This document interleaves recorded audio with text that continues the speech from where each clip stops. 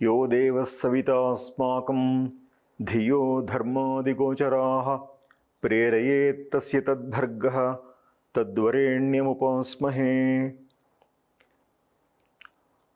ಅರ್ಕಮಂಡಲಮಧ್ಯಸ್ಥಂ ಸೂರ್ಯಕೋಟಿಸಮಪ್ರಭಂ ಬ್ರಹ್ಮಾದಿಸೇವ್ಯಪಾದಾಬ್ಜಂ Naomi ಬ್ರಹ್ಮರಮಾಸಖಂ. ವೀಕ್ಷಕರಿಗೆ ನಮಸ್ಕಾರ. ರಥಸಪ್ತಮಿಯ ಬಗ್ಗೆ ಒಂದು ಪರಿಚಯವನ್ನು ನಾವು ಮಾಡಿಕೊಳ್ಳೋಣ.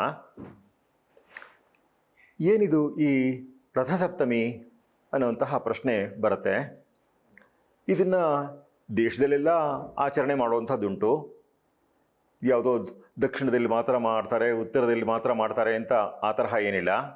ಇಡೀ ದೇಶದಲ್ಲಿಯೇ ಇದರ ಆಚರಣೆ ಅನ್ನುವಂಥದ್ದು ಉಂಟು. ಮತ್ತು ಈ ರಥಸಪ್ತಮಿಯ ದಿವಸದಂದೇನೆ ಎಲ್ಲ ರಥೋತ್ಸವಗಳೂ ಆರಂಭ ಆಗುವಂಥದ್ದು. ಆ ಹೆಸರಿನಲ್ಲೇ ರಥಸಪ್ತಮಿ ಅಂತ ಹೇಳೋದ್ರಲ್ಲೇ ಗೊತ್ತಾಗುತ್ತೆ ನಮಗದು. ಆವತ್ತು ಸಪ್ತಮಿ ತಿಥಿ ಇದೆ, ಆದ್ದರಿಂದ ಇದಕ್ಕೆ ರಥಸಪ್ತಮಿ ಅನ್ನುವಂತಹ ಹೆಸರು ಬಂದಿರುವಂಥದ್ದು. ಮತ್ತು ಯಾವ ಹಬ್ಬದಲ್ಲೂ ಇಲ್ಲದೇ ಇರುವಂತಹ ಒಂದು ವಿಶೇಷ ಏನು ಅಂತ ಹೇಳಿದ್ರೆ, ತಲೆಯ ಮೇಲೆ 7 ಎಕ್ಕದ ಎಲೆಗಳನ್ನು ಇಟ್ಟುಕೊಂಡು ಸ್ನಾನ ಮಾಡುವಂಥದ್ದು ಈ ಹಬ್ಬದಲ್ಲಿ ಅನ್ನುವಂತಹ ಒಂದು ವಿಶೇಷ ಇದೆ. ಆದ್ದರಿಂದ ಏನಿದು ಈ ಎಕ್ಕದ ಎಲೆಗೂ ಮತ್ತು ಈ ಹಬ್ಬಕ್ಕೂ ಏನು ಸಂಬಂಧ ಅನ್ನುವಂತಹ ಪ್ರಶ್ನೆ ಎಲ್ರಿಗೂ ಬರುವಂಥದ್ದೇನೆ. ಮತ್ತು ಈ ಹಬ್ಬದ ಒಂದು ವಿಶೇಷ ಏನು ಅಂತ ಹೇಳಿದ್ರೆ, ಇದು ಮಾಘ ಮಾಸದಲ್ಲಿ ಬರುವಂತಹದ್ದು. ಮಾಘ ಶುಕ್ಲ ಸಪ್ತಮಿ ಆದ್ದರಿಂದ ಶುಕ್ಲ ಪಕ್ಷದ ಸಪ್ತಮಿ ತಿಥಿ ಆವತ್ತಿನ ದಿವಸ ಈ ಹಬ್ಬವನ್ನು ಮಾಡುವಂಥದ್ದು. ಅವತ್ತು ಸ್ನಾನನ ಬೇಗ ಮಾಡಬೇಕು ಅಂತಂದ್ಬಿಟ್ಟು, ಮಾಘ ಮಾಸ ಅಂದರೆ ಮೊದಲೇ ಸಿಕ್ಕಾಪಟ್ಟೆ ಚಳಿ, ಅದನ್ನು ಬೆಳಗಾಗಿದ್ದು ಸ್ನಾನ ಮಾಡೋದು ಅಂತಂದ್ಬಿಟ್ಟು ಕನ್ನಡದಲ್ಲಿ ಬಲವಂತ ಮಾಘ ಸ್ನಾನ ಅಂತಲೇ ಮಾತಿದೆ. ಅಂದರೆ ತುಂಬ ಹಿಂಸೆ ಪಟ್ಕೊಂಡು ಅದಕ್ಕೆ ಬಲವಂತ ಮಾಘ ಸ್ನಾನ ಅಂತ ಹೇಳುವಂಥದ್ದು. ಅದಕ್ಕೆ ಏನು ಹೇಳ್ತಾರೆ ಅಂತಂದರೆ, ಅರುಣೋದಯ ವೇಲಾಯಾಂ ತಸ್ಯಾಂ ಸ್ನಾನಂ ಮಹಾಫಲಂ ಅಂತ. ಅರುಣೋದಯವಾಗ್ತಾ ಇರಬೇಕಾದ್ರೆ ಸ್ನಾನ ಮಾಡಬೇಕು ಅಂತಂದ್ಬಿಟ್ಟು, ಸೂರ್ಯ ಹುಟ್ಟಕ್ಕಿಂತ ಸ್ವಲ್ಪ ಮುಂಚೆ ಹೊರೈಸನ್ನಲ್ಲಿ ಕ್ಷಿತಿಜದಲ್ಲಿ ಒಂದು ಕೆಂಪು ಬಣ್ಣ ಕಾಣಿಸುತ್ತೆ, ಅದು ಅರುಣ ವರ್ಣ, ಅದನ್ನೇ ಅರುಣೋದಯ ಅಂತ ಹೇಳುವಂಥದ್ದು. ಸರಿ, ಆ ಸಮಯಕ್ಕೇನೆ ಸ್ನಾನ ಮಾಡಬೇಕು ಅಂತ ಹೇಳುವಂಥದ್ದು. ಈ ಹಬ್ಬದ ವಿಶೇಷವೇನು? ಮತ್ತು ಇವತ್ತು ಸೂರ್ಯನ ಪೂಜೆಯನ್ನು ಮಾಡ್ತಾರೆ. ನಮಗೆಲ್ಲ ಪ್ರಶ್ನೆ ಬರೋದು, ಏನು ಆಫ್ಟರ್ ಆಲ್ ಸೂರ್ಯನ ಏನು ಪೂಜೆ ಮಾಡುವಂಥದ್ದು? ಸೂರ್ಯನ ಬಗ್ಗೆ ನಮಗೆ ಗೊತ್ತಿರೋವಂಥದ್ದು ಏನು ಅಂತಂದರೆ, ಸೈನ್ಸಾಗಿ ಹೇಳುತ್ತೆ ಬೇಕಾದ್ರೆ ಅದನ್ನೆಲ್ಲನೂ ಕೂಡ. ಸರಿ, ನಾವಂತೂ ಅದನ್ನ ಗ್ರಹ ಅಂತ ಮಾಡ್ಕೊಂಡಿದ್ದೀವಿ. ಸೈನ್ಸ್ ಹೇಳುತ್ತೆ the sun is a star not a planet ಅನ್ನೋದನ್ನ ಹೇಳುತ್ತೆ. ನಾವು ನಮ್ಮ ಲೆಕ್ಕದಲ್ಲಿ ಗ್ರಹಾಣಾಂ ಆದಿರಾದಿತ್ಯ ಅಂತ ಹೇಳಿಬಿಟ್ಟು ನವಗ್ರಹಗಳಲ್ಲಿ ನಂಬರ್ 1 ಈಸ್ ಆದಿತ್ಯ ಅಂತ ಹೇಳ್ತೀವಿ. ಆದರೆ ಸೈನ್ಸ್ ಹೇಳೋದು ಇದು ಪ್ಲ್ಯಾನೆಟ್ ಅಲ್ಲ, ಇದು ಸ್ಟಾರ್ ಅಂತ ಹೇಳಿಬಿಟ್ಟು ಹೇಳುವಂಥದ್ದು. ಆದ್ದರಿಂದ ನಮ್ಮ ಗ್ರಹಿಕೆಯ ಆರಂಭವೇ ತಪ್ಪಾಗಿದೆ ಅಂತ ನಮ್ಗೆ ಅನಿಸ್ಬಿಡುತ್ತೆ. ಆದರೆ ಸ್ವಲ್ಪ ಇದನ್ನ ಸೂಕ್ಷ್ಮವಾಗಿ ನೋಡಿದ್ರೆ ಗೊತ್ತಾಗುತ್ತೆ. ಏನು ಅಂತಂದರೆ, this is A mistake in translation ಅಂತಂದ್ಬಿಟ್ಟು. ಏನು ಅಂತ ಕೇಳಿದ್ರೆ, ಈ ಪ್ಲ್ಯಾನೆಟ್ ಲಿಸ್ಟು, ಗ್ರಹಗಳ ಲಿಸ್ಟುನಲ್ಲಿ ಮೆಜಾರಿಟಿ ಕಾಮನ್ ಇರೋದ್ರಿಂದ 2 ಒಂದೇ ಅಂತ ನಾವು ಅಂದ್ಕೊಳ್ತೀವಿ. ಹಾಗಲ್ಲ, ಗ್ರಹ ಅನ್ನೋ ಕಾನ್ಸೆಪ್ಟೇ ಬೇರೆ, ಪ್ಲ್ಯಾನೆಟ್ ಅನ್ನೋ ಕಾನ್ಸೆಪ್ಟೇ ಬೇರೆ. ಆದ್ದರಿಂದ ನಾವು ಸೂರ್ಯನನ್ನು ಗ್ರಹ ಅಂತ ಕರೆದರೆ ತಪ್ಪಿಲ್ಲ. ಗ್ರಹಗಳಲ್ಲಿ ಫಸ್ಟ್ ರ್ಯಾಂಕು ಸೂರ್ಯನಿಗೇ ಇರೋವಂಥದ್ದು ಅನ್ನೋವಂಥದ್ದನ್ನು ನಾವಿಲ್ಲಿ ಗಮನಿಸ್ಕೊಳ್ಬೇಕು.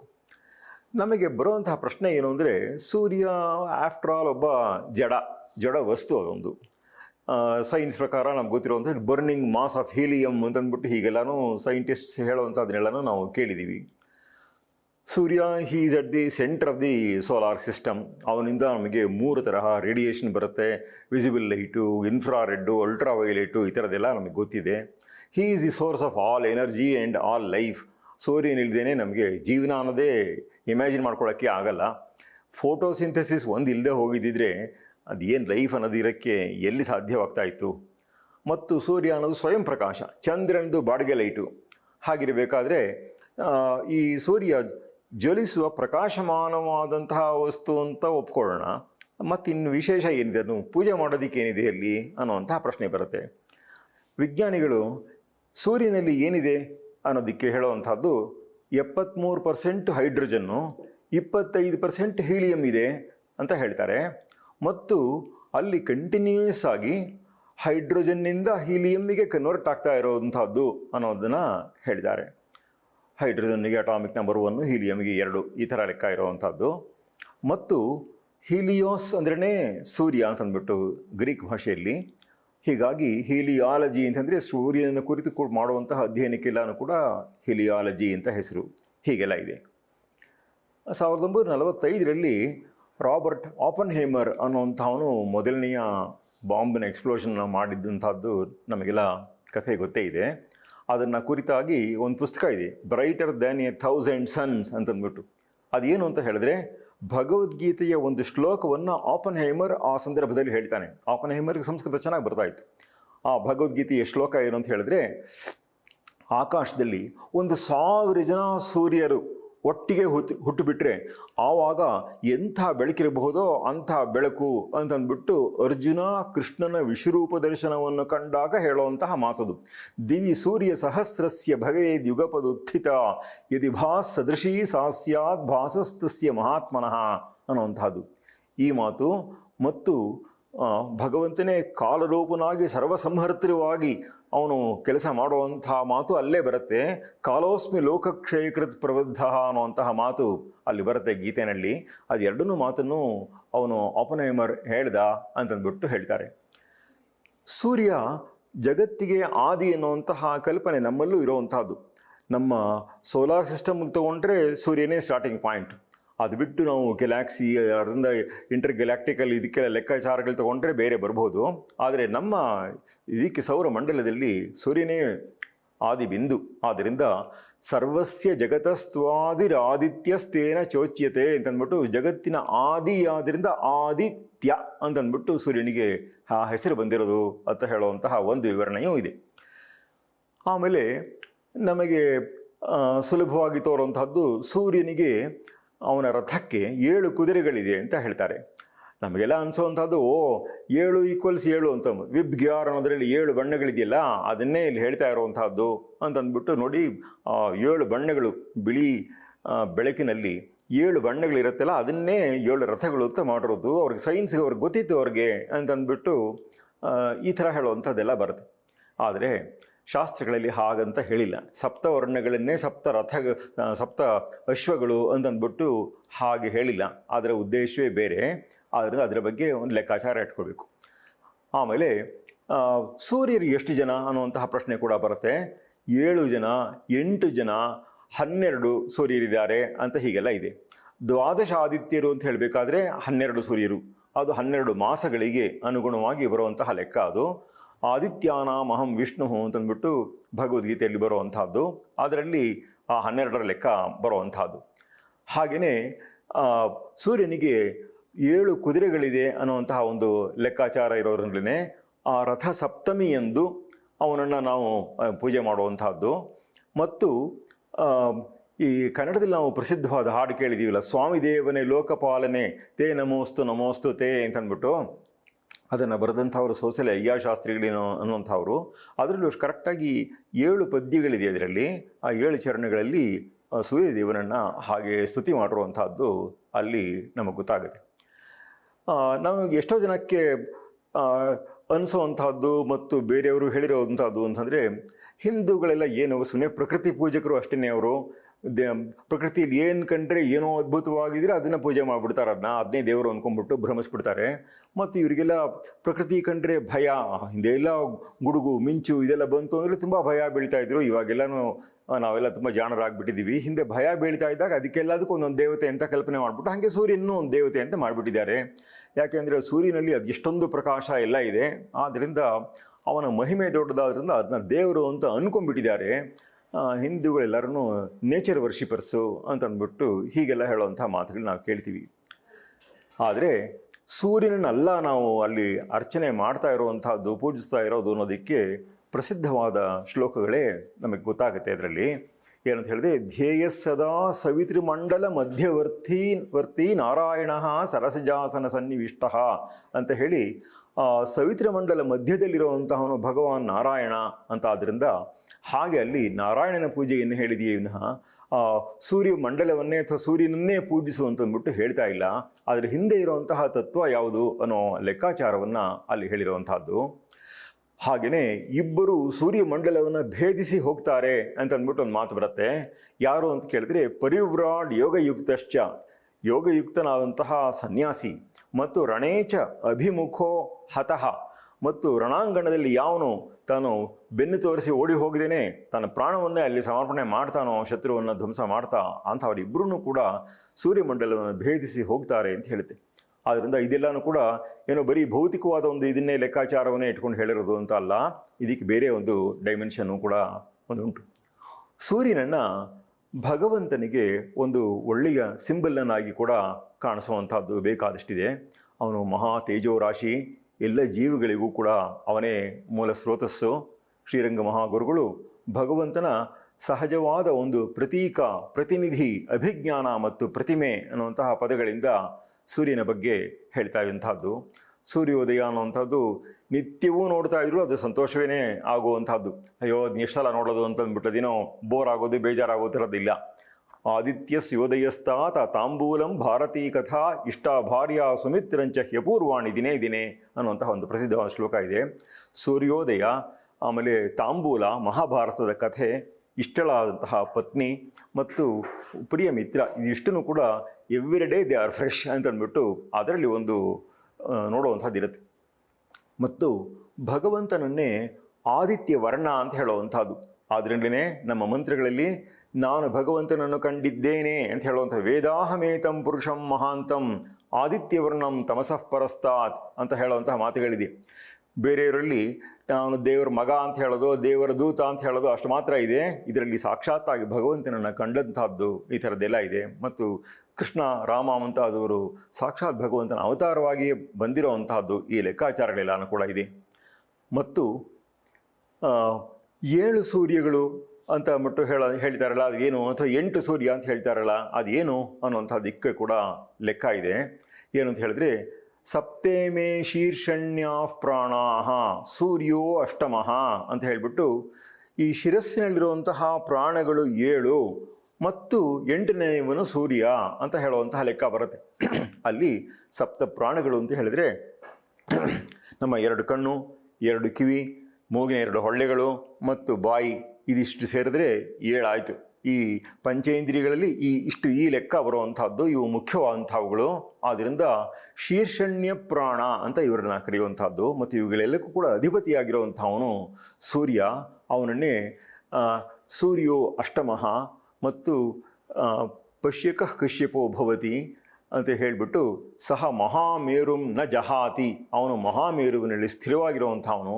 ಮಿಕ್ಕವು ಅವನನ್ನು ಅವಲಂಬಿಸಿ ಅವುಗಳು ತಮ್ಮ ಜೀವನ ಗತಿಯನ್ನು ಇಟ್ಕೊಂಡಿರುವಂಥವು ಅಂತ ಹೇಳಿ, ಹೀಗೆ ಒಂದು ಈ 12 ಮಾಸ ಅಂತೆಲ್ಲ ಹೇಳುವಂತಹದ್ದು ಒಂಥರ ಮ್ಯಾಕ್ರೋಕಾಸ್ಮಿಕ್, ಅಂದರೆ ಹೊರಗಡೆಯ ಜಗತ್ತಿನ ಲೆಕ್ಕವಾದರೆ, ಇದು ನಮ್ಮ ಒಳಗಡೆ ಇರುವಂತಹ ಸಪ್ತ ಪ್ರಾಣಗಳು ಮತ್ತು ಪ್ರಾಣಾಧೀಶ, ಪ್ರಾಣ ಅಧಿಪ ಅವನನ್ನು ಕುರಿತು ಹೇಳುವಂಥದ್ದು.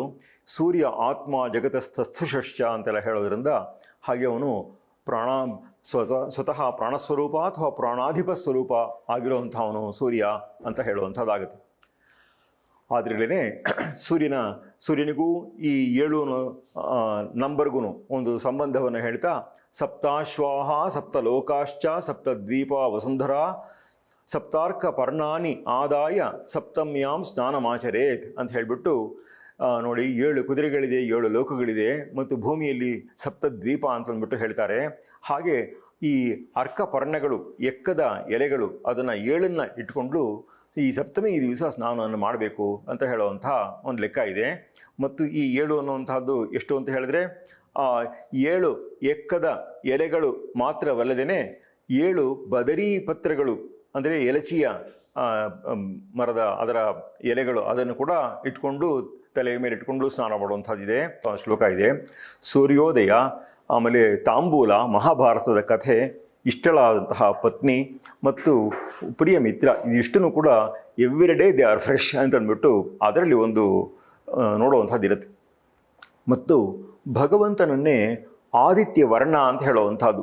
ಆದ್ದರಿಂದಲೇ ನಮ್ಮ ಮಂತ್ರಗಳಲ್ಲಿ ನಾನು ಭಗವಂತನನ್ನು ಕಂಡಿದ್ದೇನೆ ಅಂತ ಹೇಳುವಂಥ ವೇದಾಹಮೇತಂ ಪುರುಷಂ ಮಹಾಂತಂ ಆದಿತ್ಯವರ್ಣಂ ತಮಸಃ ಪರಸ್ತಾತ್ ಅಂತ ಹೇಳುವಂತಹ ಮಾತುಗಳಿದೆ. ಬೇರೆಯವರಲ್ಲಿ ನಾನು ದೇವರ ಮಗ ಅಂತ ಹೇಳೋದು, ದೇವರ ದೂತ ಅಂತ ಹೇಳೋದು ಅಷ್ಟು ಮಾತ್ರ ಇದೆ.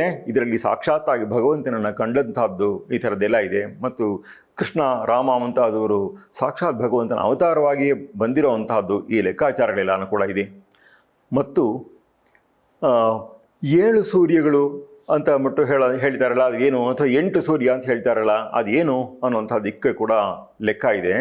ಏನು ಅಂತ ಹೇಳಿದ್ರೆ ಸಪ್ತೇಮೇ ಶೀರ್ಷಣ್ಯ ಪ್ರಾಣಾಹ ಸೂರ್ಯೋ ಅಷ್ಟಮಃ ಅಂತ ಹೇಳಿಬಿಟ್ಟು ಈ ಶಿರಸ್ಸಿನಲ್ಲಿರುವಂತಹ ಪ್ರಾಣಗಳು 7 ಮತ್ತು 8ನೇವನು ಸೂರ್ಯ ಅಂತ ಹೇಳುವಂತಹ ಲೆಕ್ಕ ಬರುತ್ತೆ. ಅಲ್ಲಿ ಸಪ್ತ ಪ್ರಾಣಗಳು ಅಂತ ಹೇಳಿದರೆ ನಮ್ಮ 2 ಕಣ್ಣು, 2 ಕಿವಿ, ಮೂಗಿನ 2 ಹೊಳ್ಳೆಗಳು ಮತ್ತು ಬಾಯಿ ಇದಿಷ್ಟು ಸೇರಿದ್ರೆ 7 ಆಯಿತು. ಈ ಪಂಚೇಂದ್ರಿಯಗಳಲ್ಲಿ ಈ ಲೆಕ್ಕ ಬರುವಂತಹದ್ದು ಇವು ಮುಖ್ಯವಾದಂಥವುಗಳು. ಆದ್ದರಿಂದ ಶೀರ್ಷಣ್ಯ ಪ್ರಾಣ ಅಂತ ಇವರನ್ನ ಕರೆಯುವಂಥದ್ದು. ಮತ್ತು ಇವುಗಳೆಲ್ಲಕ್ಕೂ ಕೂಡ ಅಧಿಪತಿಯಾಗಿರುವಂಥವನು ಸೂರ್ಯ. ಅವನನ್ನೇ ಸೂರ್ಯೋ ಅಷ್ಟಮಃ ಮತ್ತು ಪಶ್ಯಕಃ ಕಶ್ಯಪೋ ಭವತಿ ಅಂತ ಹೇಳಿಬಿಟ್ಟು ಸಹ ಮಹಾಮೇರುಂ ನ ಜಹಾತಿ, ಅವನು ಮಹಾಮೇರುವಿನಲ್ಲಿ ಸ್ಥಿರವಾಗಿರುವಂಥವನು. ಮಿಕ್ಕವು ಅವನನ್ನು ಅವಲಂಬಿಸಿ ಅವುಗಳು ತಮ್ಮ ಜೀವನ ಗತಿಯನ್ನು ಇಟ್ಕೊಂಡಿರುವಂಥವು ಅಂತ ಹೇಳಿ ಹೀಗೆ ಒಂದು ಈ 12 ಮಾಸ ಅಂತೆಲ್ಲ ಹೇಳುವಂತಹದ್ದು ಒಂಥರ ಮ್ಯಾಕ್ರೋಕಾಸ್ಮಿಕ್ ಅಂದರೆ ಹೊರಗಡೆಯ ಜಗತ್ತಿನ ಲೆಕ್ಕವಾದರೆ, ಇದು ನಮ್ಮ ಒಳಗಡೆ ಇರುವಂತಹ ಸಪ್ತ ಪ್ರಾಣಗಳು ಮತ್ತು ಪ್ರಾಣಾಧೀಶ ಪ್ರಾಣ ಅಧಿಪ ಅವನನ್ನು ಕುರಿತು ಹೇಳುವಂಥದ್ದು. ಸೂರ್ಯ ಆತ್ಮ ಜಗತಸ್ಥಸ್ಥುಷಶ್ಚ ಅಂತೆಲ್ಲ ಹೇಳೋದ್ರಿಂದ ಹಾಗೆ ಅವನು ಸ್ವತಃ ಪ್ರಾಣಸ್ವರೂಪ ಅಥವಾ ಪ್ರಾಣಾಧಿಪ ಸ್ವರೂಪ ಆಗಿರುವಂಥವನು ಸೂರ್ಯ ಅಂತ ಹೇಳುವಂಥದ್ದಾಗುತ್ತೆ. ಆದ್ರೇ ಸೂರ್ಯನಿಗೂ ಈ 7 ನಂಬರ್ಗೂ ಒಂದು ಸಂಬಂಧವನ್ನು ಹೇಳ್ತಾ ಸಪ್ತಾಶ್ವಾಹ ಸಪ್ತಲೋಕಾಶ್ಚ ಸಪ್ತದ್ವೀಪ ವಸುಂಧರಾ ಸಪ್ತಾರ್ಕ ಪರ್ಣಾನಿ ಆದಾಯ ಸಪ್ತಮ್ಯಾಂ ಸ್ನಾನಮಾಚರೇತ್ ಅಂತ ಹೇಳಿಬಿಟ್ಟು ನೋಡಿ 7 ಕುದುರೆಗಳಿದೆ, 7 ಲೋಕಗಳಿದೆ ಮತ್ತು ಭೂಮಿಯಲ್ಲಿ ಸಪ್ತದ್ವೀಪ ಅಂತಂದ್ಬಿಟ್ಟು ಹೇಳ್ತಾರೆ. ಹಾಗೆ ಈ ಅರ್ಕಪರ್ಣಗಳು ಎಕ್ಕದ ಎಲೆಗಳು ಅದನ್ನು 7 ಇಟ್ಕೊಂಡು ಈ ಸಪ್ತಮಿ ದಿವಸ ಸ್ನಾನವನ್ನು ಮಾಡಬೇಕು ಅಂತ ಹೇಳುವಂಥ ಒಂದು ಲೆಕ್ಕ ಇದೆ. ಮತ್ತು ಈ 7 ಅನ್ನುವಂಥದ್ದು ಎಷ್ಟು ಅಂತ ಹೇಳಿದ್ರೆ 7 ಎಕ್ಕದ ಎಲೆಗಳು ಮಾತ್ರವಲ್ಲದೇ 7 ಬದರಿ ಪತ್ರಗಳು ಅಂದರೆ ಎಲಚಿಯ ಮರದ ಅದರ ಎಲೆಗಳು ಅದನ್ನು ಕೂಡ ಇಟ್ಕೊಂಡು ತಲೆಯ ಮೇಲೆ ಇಟ್ಕೊಂಡು ಸ್ನಾನ ಮಾಡುವಂಥದ್ದಿದೆ. ಅದಲ್ಲದೆ 7 ಬತ್ತಿಯ ದೀಪವನ್ನು ಕೂಡ ಇಟ್ಕೊಳ್ಳುವಂಥದ್ದಾಗಿದೆ. ಹಾಗೆ ಸಪ್ತಾರ್ಕ ಪತ್ರಾಣಿ ಸಪ್ತ ಬದರಿ ಪತ್ರಾಣಿ ಅಂತ ಹೇಳಿಬಿಟ್ಟು ಅಷ್ಟನ್ನು ಬಳಸಿಕೊಂಡು ಮಾಡುವಂತಹ ಸ್ನಾನವಾಗಿರುತ್ತೆ. ಅದರಲ್ಲಿ ಸೂರ್ಯನನ್ನು ನಭೋ ಭೂಷಾ ಪೂಷಾ ಅಂತ ಹೇಳ್ತಾರೆ. ರವಿಯಾಕಾಶಕ್ಕೆ ಭೂಷಣಂ ಅಂತ ಅಂದ್ಬಿಟ್ಟು ಕನ್ನಡದಲ್ಲಿ ಹೇಳೋದನ್ನೇ ಅಲ್ಲಿ ಹೇಳಿರುವಂಥದ್ದು. ರಥಸಪ್ತಮಿ ದಿವಸ ಮಾಡುವಂತಹ ಸ್ನಾನ ಏನಿದೆಯೋ ಅದು ಬಹಳ ಪ್ರಶಸ್ತವಾದ್ದು ಅಂತಂದ್ಬಿಟ್ಟು ಆ ದಿವಸವೇ ಎಷ್ಟು ಶ್ರೇಷ್ಠವಾದ್ದು ಅಂತಂದರೆ ಸೂರ್ಯಗ್ರಹಣ ತುಲ್ಯಾತು ಶುಕ್ಲ ಮಾಘಸ್ಯ ಪಂಚಮಿ ಅಂತಂದ್ಬಿಟ್ಟು ಅದು ಸೂರ್ಯಗ್ರಹಣಕ್ಕೆ ಸಮಾನವಾದಂಥದ್ದು ಅಂತಂದ್ಬಿಟ್ಟು ಅಷ್ಟು ಅದಕ್ಕೆ ಒಂದು ಪಾವಿತ್ರ್ಯ ಉಂಟು ಅಂತ ಹೇಳ್ತಾರೆ. ಮತ್ತು ಅವತ್ತು ಸ್ನಾನಾದಿಗಳನ್ನು ಮಾಡಿ ಪೂಜೆಯನ್ನು ಮಾಡುವಂಥದ್ದು ಎಷ್ಟು ಅದು ಪುಣ್ಯವನ್ನು ಉಂಟು ಮಾಡುತ್ತೆ ಅಂತ ಹೇಳಿದ್ರೆ 7 ತಲೆಯನ್ನು ಉದ್ಧಾರ ಮಾಡುತ್ತೆ ಅಂತಂದ್ಬಿಟ್ಟು ಉದ್ಧತ್ಯ ಸಪ್ತ ಪುರುಷಾನ್ ಪಿತೃಮಾತೃ ವಂಶ್ಯಾನ್ ಸ್ವರ್ಗಂ ಪ್ರಯಾತ್ ಯಮರದೇಹ ಧರೋ ನರೋ ಸೌ ಅಂತಂದ್ಬಿಟ್ಟು ಹಾಗೆ ತನ್ನ ತಾಯಿ ಮತ್ತು ತಂದೆ 2 ಕಡೆ 7 ತಲೆಗಳು ಅವರ ಉದ್ಧಾರವಾಗಬೇಕು. ಆ ರೀತಿಯಾದಂತಹ ಉದ್ಧಾರ ಮಾಡುವಂತಹ ಸಾಮರ್ಥ್ಯ ಇದಕ್ಕೆ ಇದೆ ಅಂತಂದ್ಬಿಟ್ಟು. ಮತ್ತು ಅವತ್ತು ಮಾಡುವಂತಹ ಸ್ನಾನವನ್ನು ಇಲ್ಲ ನಾವು ಸರೋವರದಲ್ಲಿ ಮಾಡ್ಬೋದು, ಇಲ್ಲ ನದಿಯಲ್ಲಿ ಮಾಡ್ಬೋದು, ಇಲ್ಲ ಸಮುದ್ರದಲ್ಲಿ ಮಾಡ್ಬೋದು. ಪುಷ್ಕರಾದಿ ಸ್ನಾನ ಪ್ರಶಸ್ತ ಅಂತ ಹೇಳ್ತಾರೆ. ಗಂಗಾದಿ ಸ್ನಾನ ಅದು ಮತ್ತು ಪ್ರಶಸ್ತ, ಸಮುದ್ರ ಸ್ನಾನ ಮತ್ತು ಪ್ರಶಸ್ತ. ಇದರೆಲ್ಲನೂ ಕೂಡ ಅವಗಾಹನ ಸ್ನಾನ ಅಂದರೆ ಮುಳುಗಿ ಮಾಡುವಂತಹ ಸ್ನಾನವನ್ನು ಮಾಡುವಂಥದ್ದು. ಮತ್ತು ಈ ಹಬ್ಬದಲ್ಲಿ ಈ ಸಂಕ್ರಾಂತಿಯಲ್ಲಿ ಹೇಗೋ ಹಾಗೆ ಎಳ್ಳು ಬೀರುವಂತಹದ್ದು ಆ ಕ್ರಮ ಉಂಟು. ಮತ್ತು ಈ ದಿವಸ ಆದಿತ್ಯ ಹೃದಯ ಸ್ತೋತ್ರವನ್ನು ಪಾರಾಯಣ ಮಾಡುವಂತಹದ್ದು ಆ ಕ್ರಮವೂ ಕೂಡ ಇದೆ. ಮತ್ತು ಸೂರ್ಯನಿಗೆ 7 ಕುದುರೆಗಳು ಅಂತ ಹೇಳ್ತಾರಲ್ಲ, ಅದರಲ್ಲಿ ಕೂಡ ಗಮನಿಸಿಕೊಳ್ಬೇಕಾದ್ದು ನಿಜವಾಗ್ಲೂ ಇರೋವಂಥದ್ದು ಒಂದೇ ಕುದುರೆ, ಅದಕ್ಕೆ 7 ಹೆಸರುಗಳು ಅಂತ. ಹೀಗೂ ಕೂಡ ಏಕೋ ಅಶ್ವೋ ವಹತಿ ಸಪ್ತನಾಮ ಅಂತಂದ್ಬಿಟ್ಟು ಅದಕ್ಕೆ 7 ಹೆಸರುಗಳಿದೆ ಅಂತ ಹೇಳೋವಂಥದ್ದು. ಹಾಗೆಯೇ ಇದರಲ್ಲಿ ಸೂರ್ಯನ ಅವನ ಆ ಕೆಂಪು ಬಣ್ಣ, ಅದಕ್ಕೋಸ್ಕರನೇ ಅವನಿಗೆ ಕೆಂಪು ಪುಷ್ಪದ ಒಂದು ಸಮರ್ಪಣೆ ಕೂಡ ಒಂದು ಕುಸುಂಬ ಪ್ರಯೋಗ ಅಂತಂದ್ಬಿಟ್ಟು ಅದು ಇದೆ. ಅವನನ್ನು ಸ್ತುತಿಸಬೇಕಾದ್ರೆ ಗ್ರಹಗಳಲ್ಲಿ ಮೊದಲನೆಯವನಾದಂತಹ ಸೂರ್ಯನ ಸ್ತುತಿಸಬೇಕಾದ್ರೇ ಜಪಾ ಕುಸುಮ ಸಂಕಾಶಂ ಕಾಶ್ಯಪೇಯಂ ಮಹಾದ್ಯುತಿಂ ತಮೋಘ್ನಂ ಸರ್ವಪಾಪಘ್ನಂ ಪ್ರಣತೋಸ್ಮಿ ದಿವಾಕರಂ ಅಂತಂದ್ಬಿಟ್ಟು ಹೇಳುವಾಗ ಅವನು ಆ ಜಪಾ ಕುಸುಮ ದಾಸವಾಳದ ಹೂವಿನ ಹಾಗೆ ಕೆಂಪಿಗಿರೋವಂಥವನು ಅಂತ ಹೇಳುವಂತಹ ಲೆಕ್ಕ ಬರುತ್ತೆ. ಮತ್ತು ನಮ್ಮಲ್ಲಿ ಪರಂಪರೆಯೇ ಹೇಳೋದೇನು ಅಂತಂದರೆ ಆರೋಗ್ಯಂ ಭಾಸ್ಕರಾದಿಚ್ಛೇತ್ ಅಂತಂದ್ಬಿಟ್ಟು ಸೂರ್ಯನಿಂದಲೇ ನಾವು ಆರೋಗ್ಯವನ್ನು ಬಯಸಬೇಕು ಅಂತ ಹೇಳಿ ಬೆಳಗಾಗಿದ್ದು ಸೂರ್ಯ ನಮಸ್ಕಾರವನ್ನು ಮಾಡುವಂತಹ ಕ್ರಮಗಳನ್ನು ಕೂಡ ನಿತ್ಯಗಟ್ಟಲೆ ಇಟ್ಕೊಂಡಿರುವಂಥವ್ರನ್ನು ನಾವು ನೋಡ್ತೀವಿ. ಹೀಗೆ ಸೂರ್ಯನ ಅಪಾರವಾದ ಮಹಿಮೆ ಹೊರಗಡೆ ದೃಷ್ಟಿಯಿಂದ ನೋಡಿದ್ರೂ ಕೂಡ ಇಡೀ ಜಗತ್ತಿಗೇ ಅವನು ಎಷ್ಟು ಆಧಾರಭೂತನಾದಂತಹವನು ಅನ್ನುವಂತಹ ಒಂದು ಲೆಕ್ಕ. ಮತ್ತು ಇದು ಒಂದು ಮ್ಯಾಕ್ರೋಕಾಸ್ಮಿಕ್ ಅಂದರೆ ಹೊರ ಪ್ರಪಂಚದ ಒಂದು ಲೆಕ್ಕ. ಮತ್ತು ಅದು that is only A channel, ಅದರ ಮೂಲಕ ಒಳ ಪ್ರಪಂಚದಲ್ಲಿಯೇ ಇರುವಂತಹದ್ದನ್ನು ನಾವು ಮುಖ್ಯವಾಗಿ ಆರಾಧ್ಯವಾಗಿ ಇಟ್ಕೊಂಡಿರುವಂತಹದ್ದು. ಅಂಥ ಸೂರ್ಯ ಯಾವನೋ ಅವನನ್ನೇ ಸೂರ್ಯ ಆತ್ಮ ಅಂತಂದ್ಬಿಟ್ಟು ಹೇಳುವಂಥದ್ದು. ಅವನು ಪ್ರಜಾಧಿಪ ಪ್ರಾಣಾಧಿಪ ಆಗಿರುವಂಥವನು. ಅಂತಹ ಸೂರ್ಯನನ್ನು ನಾವು ಒಂದು ರೀತಿಯಲ್ಲಿ ಚಂದ್ರನಿಗೂ ಕೂಡ ಅವನೇ ಬೆಳಕನ್ನು ಕೊಡುವಂಥವನು. ನಾವು ಜ್ಯೋತಿಷಾಮಪಿತ ಜ್ಯೋತಿ ಅಂತ ಹೇಳ್ತೀವಲ್ಲ, ಆ ತರಹದ್ದು ಅಲ್ಲಿ ವಿಶ್ವರೂಪನ ಸಂದರ್ಭದಲ್ಲಿ ಅದು ತುಂಬ ಚೆನ್ನಾಗಿ ಅನ್ವಯ ಆಗುವಂತಹದ್ದು. ಹಾಗಿರುವಂತಹ ಜ್ಯೋತಿ ರೂಪನಾದಂತಹ ನಮಗೆಲ್ಲರಿಗೂ ಕೂಡ ಬೆಳಕನ್ನು ಕೊಡುವಂತಹ ಜ್ಯೋತಿಷ್ಕೃದಸಿ ಸೂರ್ಯ ಅನ್ನುವಂತಹ ಮಾತಿನಿಂದ ಸೂರ್ಯನ ಬಗ್ಗೆ ಒಂದು ಸ್ಮರಣೆಯನ್ನು ಮಾಡಿಕೊಂಡು ಈ ರಥಸಪ್ತಮಿಯ ಹಿರಿಮೆಯನ್ನು ನಾವು ಒಂದಿಷ್ಟು ಭಾಗ ಪರಿಚಯ ಮಾಡಿಕೊಂಡಂತಾಗಿದೆ. ನಮಸ್ಕಾರ.